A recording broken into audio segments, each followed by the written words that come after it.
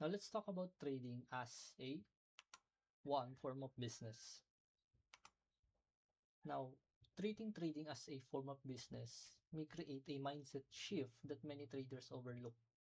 Kasi nga, di ba, when we are looking at or we are trading in the markets, we tend to overlook the fact na we should treat trading as a business. Kasi nga, in business, or in treating trading as a business, we are treating the risk or the losses as part of operation expense, di ba? And most people treat trading like gambling or a side hobby, which is somehow very not recommendable, especially since when you treat trading like a gambling or a side hobby, ang tendency is that you will not take it seriously, right? Kasi nga, you are thinking na meron ka pa namang capital na pwedeng i-cash in next time, right? So, ang tendency, nagkakaroon ng paikot-ikot na cycle hanggang sa mapagod kayo, right? And if you treat trading like a business, it gives you or it creates a mindset shift na you have to scale up your business, you have to uh, be or you have to learn on how to trade or what are the things that you need to do to improve, di ba?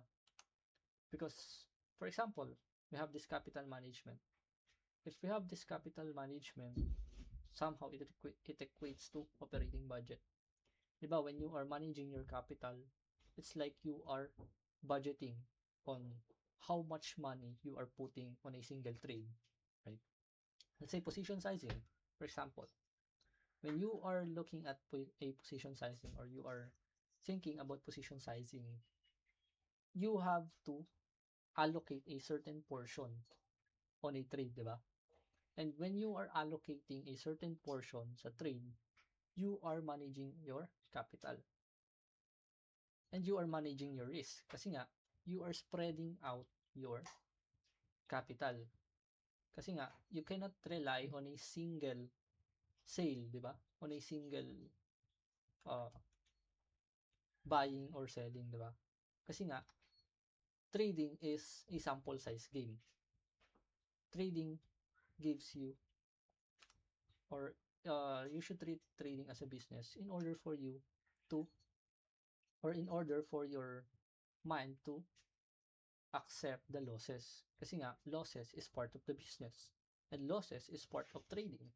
So if you treat trading or if you treat your losses or your risks, value at risk as a part of operations, then hindi ka mahihirapan when it comes to accepting losses. Now you have this risk management, which in real world, it could be your insurance, di ba? Kasi nga, since you are managing your risk, you are trying to eliminate or not totally eliminate, but you are trying to minimize the losses that you want to incur for every particular trade. And in insurance, di ba? For say, let's say, for example, we have these cars, di ba? Sa car, meron tayong insurance. And when it comes to cars, let's say, magkaroon man ng accident, for example, and you have this insurance. If you have this insurance, you will incur 0 to low na losses, di ba? Hindi mo kailangan maglabas ng malaking pera or you don't even need to put out your money if meron ka insurance. So that's how risk management works, di ba? You are minimizing your losses. And if you are managing your capital, managing your risk, then those two things pa lang, we can say na trading is somehow a form of business. Kasi nga, we are looking at this in a business perspective. Now, we have this strategy. In ours or our strategy, usually, kasi marami tayong strategy, di ba? And just like in the businesses, we have this business model on what should be or what should we be doing, or how do we gonna be competing in this market, or what are the things that we need to do in order to compete or to survive in this market, di ba? So we are strategizing. And ganun din sa sa trading. You have this strategy wherein saan ka mag-e-entry, saan ka mag-e-exit, saan ka mag-take profit, or saang area ka, or saang area mo gusto bumili, di ba? Or magbenta. So, if you will look about these things, if you will think about this, you look at this in a perspective of a business, unti-unti, nakikita natin na business ka talaga siya, di ba? Now, we should treat this as a business, and we should treat ourselves as professionals, a businessman, in order for us to, or in order for our mind to adapt, and it will become easier for us to accept these losses, this strategy. Kasi nga, sa business model, di ba? Hindi naman lahat ng businesses is, or hindi lahat ng strategy nila is nag-work, di ba? Hindi lahat ng products nila is mabenta. So just like in those businesses, we have this strategy na meron talagang certain margin of error, di ba? Na there are cases wherein you have this times na you will incur losses, you will incur low sales, di ba? So that's how it also reflects in trading. And emotional discipline. So when it comes to emotional discipline, di ba? This is quite important sa trading as well as sa business. Kasi nga, you cannot build something, or you cannot build your business when you don't have a discipline, when you don't have the consistency to show up every single day, di ba? When you don't have the capacity to adopt or to set aside your emotions, or probably regulate your emotions, and then think in a manner na will help you in overcoming those challenges, di ba? Overcoming those volatilities, di ba? Kasi nga, when you are emotionally disciplined, you can think logically, or your clarity when it comes to decision making would help you in attaining your or solving your business problems or trading problems. Now, we have this continuous improvement.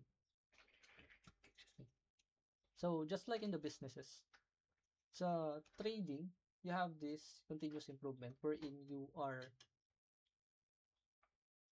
back testing, you are forward testing, and those in those testing, those back testing, forward testing, you are using those things to improve your setup, your strategy, your emotional discipline, on where should you put your stop losses, where should you take profits, or what are the indicators that would make you, or that would indicate where you'd have to close your position, di ba? So those things is similar to scaling the business, di ba? It could be an expansion, it could be a diversification. So if you will look at these things in a perspective of a business, you can say that trading is similar to business, or a form of business, di ba? Kasi nga, it has different reflections. Now, what is the next category that we are looking at? Trading as a form of self-mastery. Diba? So, earlier, nabanggit natin yung emotional discipline. And, in trading, just like in businesses, it tests your patience, fear, greed, and discipline. Diba? Kasi, let's say, you have this entry point. Ito yung entry point natin. Yan, EP, entry point. And then, bumababa yung price. So, dito natin gustong entry, di ba? Dito sa entry point natin. So ngayon, habang bumababa yan, bumabagal siya, di ba? So dun pa lang, natetest yung patience natin. Wherein, pwede ka naman mag-entry point dito, but you are still waiting on this area, di ba? Now, it also tests your fear. Kasi nga, what if, let's say, andito yung stop loss mo, and andito na, malapit yung price, right? So, those things tests your patience, fear, greed, and discipline. Especially when you are earning money, di ba? Especially sa newbies. When we see this money that we are currently earning, yung mga unrealized profit, mga hindi pa natin na-sold, the more na umaakyat siya, the more na nagiging greedy tayo. Kasi nga, we are trying to maximize our gains, diba? By maximizing, usually, ang nangyayari, hindi na natin mamamalayan na on a reversal na pala yung market. Or minsan, we are violating our plans, diba? Our entry points, our exit points, just because of our greed. So those things are a form of self-mastery. Kasi nga, the market is testing our patience, fear, greed, and discipline. And it is up to us on how we will respond to those things, diba? Now, it also forces emotional control. By this, kasi nga, diba? If the market continues to test you, to test your patience, your fear, your greed, your discipline, you are responding to it by emotional control, diba? So, for example,